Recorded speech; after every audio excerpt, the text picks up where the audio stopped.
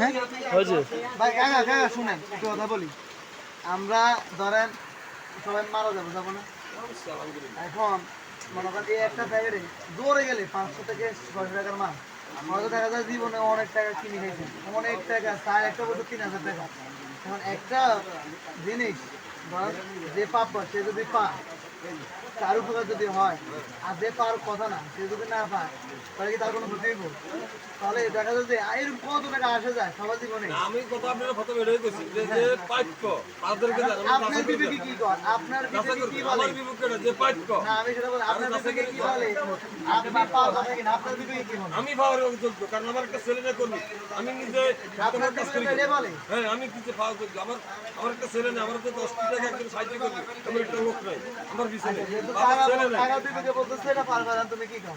আমি ওরা আমরা আমরা বিক্রি করে সাইড দিতে এবার পারি করতে পারবে না। আমার আমার একটা ছেলে নেই, ছোট থাকলে টাকার একটা প্যাকেট দিয়ে দেন। হ্যাঁ, একটা দাও। এরকম এভাবে থাকলে আর দেখেন আমরা তিনটে ফ্যামিলি ভাড়া করে আসতেছে কোনো খরচ নেই।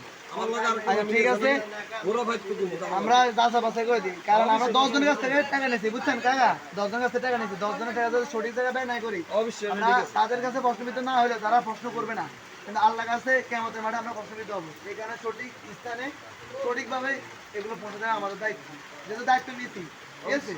দোয়া করবেন আর আপনার বিবেক যদি বলতেছে আপনি বারবার ধরেন নেন একবার দিবেন।